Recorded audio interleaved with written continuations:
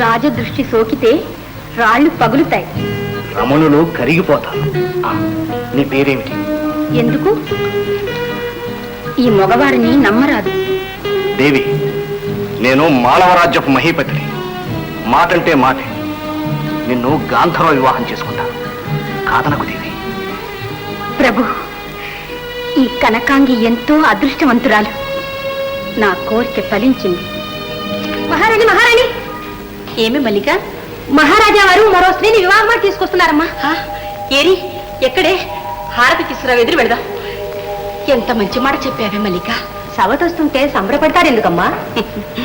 ప్రభువుల సంతోషమే నా సంతోషం. పదవే.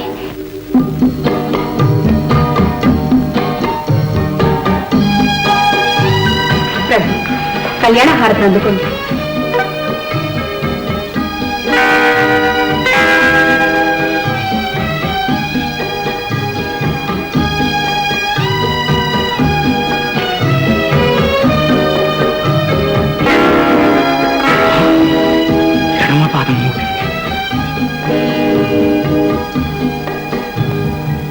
ఈనాడు మనసు ఎక్కడో ఉంది. మా అన్నగారి మీద. అందాల బాల ముందుంటే అన్నగారి మీద మనసా? ఈ రాచవారికి రాజ్యకాంక్ష సహజమే. ఎన్నాళ్ళ బానిస బ్రతుకు. గొడ్రాలు గర్భవతి అయింది. ప్రభు, ప్రభు, మరొక ప్రమాదం వచ్చి పడింది. ఏమిటది? మహారాజు గారు మరొక అందాల రాణిని తీసుకొచ్చారు. మహారాజు మరొక కన్యను తెచ్చాడు. ఇక దీనికెందరూ పడతారు? ఎప్పుడు ఈ సామ్రాజ్యాన్ని చేజెక్కించుకునేది? విచారించకండి ప్రభు, సైన్యమంతా మన చేతిలో ఉంది. అదును చూసుకొని శభాష్ ప్రహస్త. నేను మహారాజునైతే నీవే మహామంత్రి అవుతావు.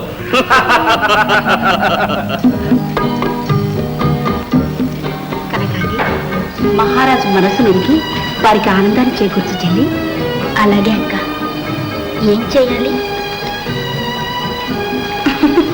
పోక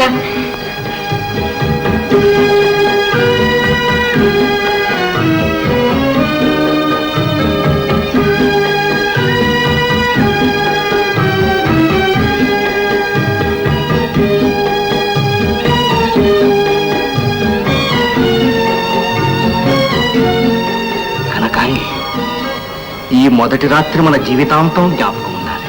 మధుర మధురంగా. ప్రతి పువ్వు వద్ద తొమ్మిద ఇలాగే అంటుంది. మరి ఈ పుష్పం ఏమనుకుంటుందో?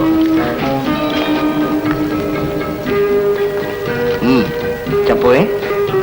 ముడుచుకున్న కమలంలోని తుమ్మెద ఎగిరిపోకుండా ఎప్పుడు రాత్రిగానే ఉండాలని, ఆ కమ్మని చెరలో సొక్కి సోలిపోవాలనే మా కోరిక.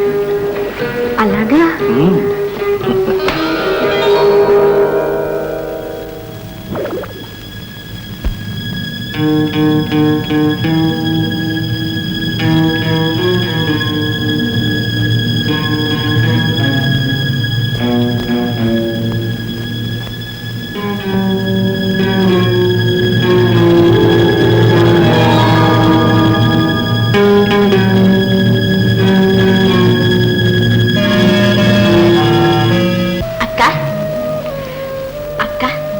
నీ ఒంట్లో బాగుందా?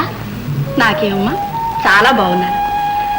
కానీ ఒక పక్క నీకేం కావాలో కనుక్కోలేకపోతున్నాను, మరో పక్క నేను కదలలేకపోతున్నాను.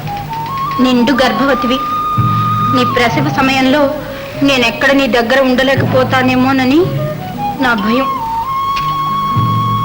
మహారాణి, మహామంత్రుల వారు తమ దర్శనానికి వస్తున్నారమ్మా.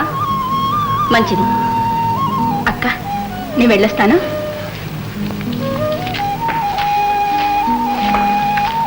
మహారాణికి ప్రణామం. తమతో ఒక విషయం. సందేహం దేనికి? చెప్పండి. ఈ వచ్చిన కొత్త రాణి నేనంటే వల్ల మాలిన అపేక్ష. ఆ అపేక్షే మీ మీద కక్షగా మారుతుందేమోనని భయం తల్లి. అదేమిటి? అవునమ్మా, అడుగు పెడుతూనే ఎడమ పాదం మోపింది. మీ గర్భ చిహ్నాల మీద విషపు చూపు ప్రసరించింది. ప్రతిరోజు అర్ధరాత్రి మాయము. మీరు కలగన్నారా? కాదమ్మా, రోజు నా కళ్ళారా చూస్తున్నా. కావాలంటే ఈ అర్ధరాత్రి మీరే స్వయంగా చూడవచ్చు. నేను వస్తే. మంచిది.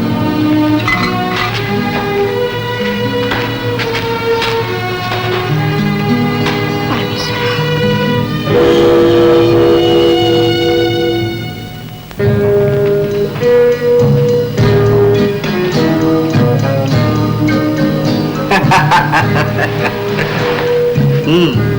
అక్క నేర్పిందా మనసు కవ్వించి మరలూరించే మార్గం? అన్ని రహస్యాలు మీ అక్క దగ్గర నేర్చుకున్నావు అన్నమాట. చూసావా, మన ముగ్గురులో ఏ రహస్యం దాగిపోరాదని మీ అక్క అభిలాషం. కానీ ఒక్క రహస్యం మాత్రం. ఏమిటో ఆ రహస్యం? అవునవును, మీరెంత పిచ్చివారండి. ఆమెకు మీ అడ్డు తొలగించడానికి నేను ఉపయోగపడుతున్నాను. ఏమిటి నువ్వు అనేది? నా మాటకి కోపగించి తొందరపడతారేమో. ఏమిటా విశేషం? మీ పట్టపు దేవికి మహామంత్రికి ఉన్న రహస్య సంబంధం. ఈ అభియోగానికి శిక్ష ఏమిటో తెలుసా? తెలుసు. ఆధారం లేకుండా అంతటి నేరం మోపగలనా? ఈ రాత్రి మీరు కళ్ళారా చూదురు గాని కాస్త ఓపిక పట్టండి. సరే.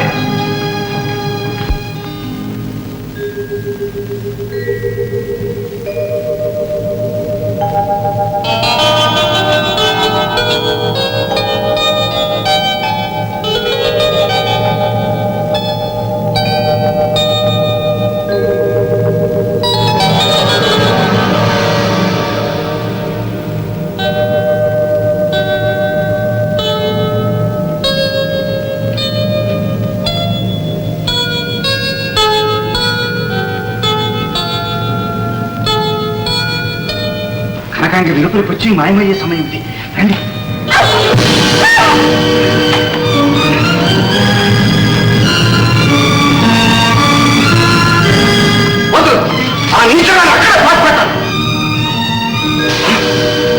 కడుపు చించుకుంటే కాళ్ళ మీదే పడుతుంది. మహారాణి పాడు బతుకు 10 మందిలో పడితే మన పరువే పోతుంది. ఈ రహస్యం రాజు కుటుంబం దాటి పోరాడు. ముందు మీ సోదరుడు రుద్రసింహుని పిలిపించండి.